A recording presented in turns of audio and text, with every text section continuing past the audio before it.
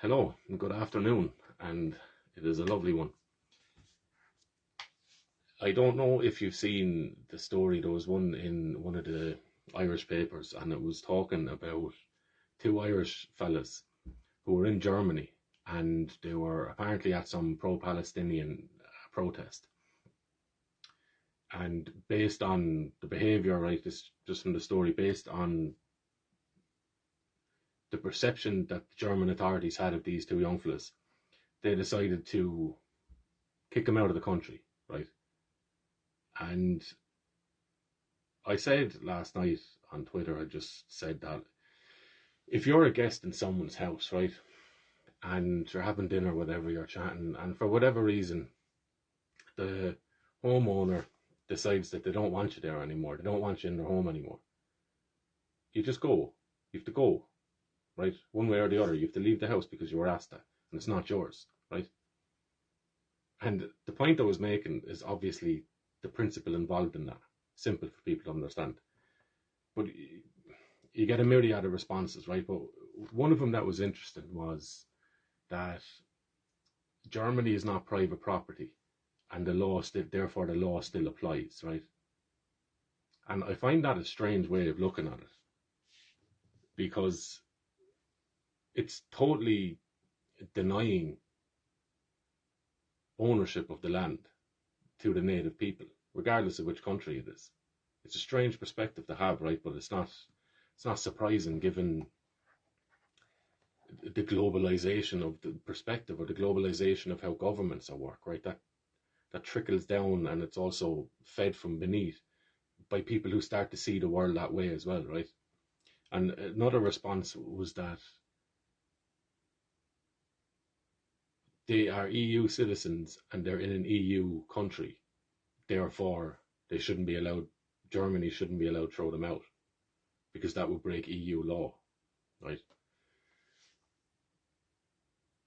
And that is so unfortunate to see, because, and it takes a while to kind of wrap your head around it in order to be able to empathize with that position, right? To be even to train yourself to understand that perspective, or to put yourself in, try on those glasses, right? Because to me, that is a denial of nationhood. It is a denial of one people owning their land or having any say in their land. In this case, Germany, but the same applies to Ireland, right? We have within the legal framework of the EU, they have a claim that EU law supersedes national law, which means that each nation state is subsequently subservient to the law and the rules that the EU craft. Whatever they say, nation states can't develop a law that is antagonistic to that. That's a sad position to take, because it is anti-national, if you're that way off you go, but it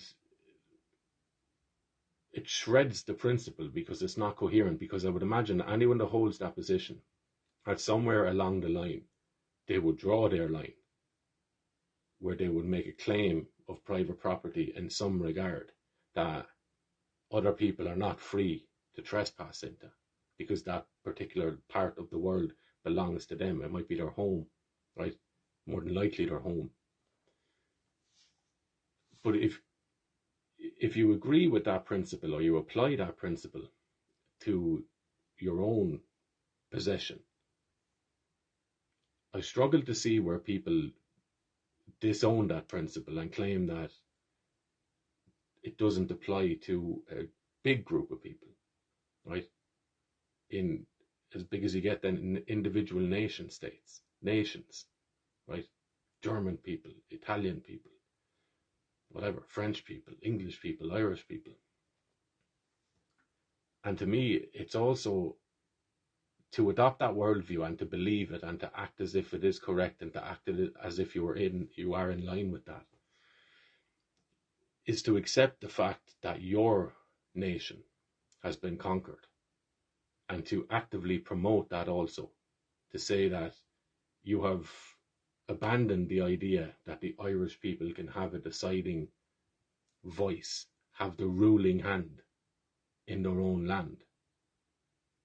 You've rejected that, and now you believe that the EU, which is simply an idea, it's an idea, it's a concept, 2 letters, the European Union, the EU, that we use to symbolize a group of people that make claims over nation states.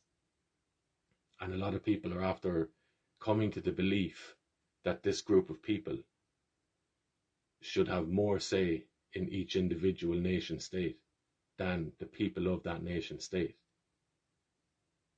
That is a submission to totalitarianism. And you see this in the responses people make. Unashamedly, they will put that out there and say that that is the position they take. That is the position they have faith in. That is the position that they have belief in, and that is the position that they believe everyone else should accept too. Because they can't go back and forth or even grant you any sort of grace or any ground from an alternative perspective. It's that way or else. This is just the way it is now. That is a very submissive perspective for anybody to take. And while it's not surprising, it's still a little bit startling when you see it and you pick it apart a little bit, right? Because ultimately, the counter then to that is, instead of having a small group of people who are not even in the country rule and decide how that country should be ran, the opposite of that is to say, no, that makes no sense. What makes more sense is that the people of that country, from that country, are the deciding factor in that country. And I would go so far to say that if any member of a family is unhappy with the guest in the house, then that family, that one person's voice, should be enough for that guest to leave. It's not a case of, well, there's 7 in the family and 5 of them like me, therefore I'm going to stay and make these 2 people uncomfortable in their own home, or this one person uncomfortable in their home. No, you have to leave. And each person in that family's voice means more, and always will mean more than the guest's voice, regardless of how many guests come in. If 50 guests come into the house and there's only 7 in the family, then the voice of one of those family members trumps the voice of all of the guests, even if they're antagonistic to each other. The one family member always wins because it's their house. That is the way it is. That is the way it should be. That is sense. That is how things stabilize. Right? And you can be called names for having such a perspective as that now, and you will be slandered and defamed, and even people go so far as to try and destroy people professionally or destroy people personally for having such a perspective. But it's just a perspective. Trying to moralize and claim that it's evil in some way or it should be banished. The only type of person that will make those arguments is someone who knows they have the losing hand. They can't stack up an argument and share both positions to people who are interested in the conversation, haven't decided yet, or whatever the case is. They're afraid of risking that because they don't believe, they're not confident in the argument that they have. They're not confident in the fact that most people will agree with them. So that it's a position of weakness in more than one ways, right? And it's shown in more than one way. The failure to put forward an honest understanding of the opponent's argument to the world, instead of just name calling it and trying to moralize about it and trying to win the moral high ground in an argument instead of looking at it with sense. This doesn't work. If you bring guests into a house and let them dictate what happens in the house, you're going to have chaos. You're going to have chaos because the family who own the house are not going to be too happy about that. They will want their house to go back to the way it was prior to their interruption, right, or to the disruption. This is just simple stuff, and people get emotional about it and call people names and give out and get upset about it. Why would you get upset about it?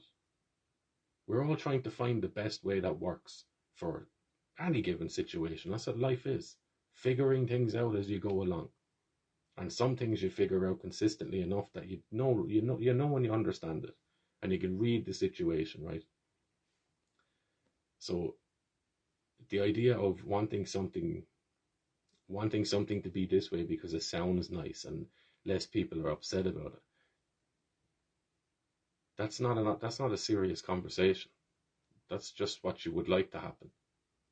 But when the rubber hits the road, those aren't the kinds of arguments of what everyone would like to happen. They go out the window. You look at what actually works.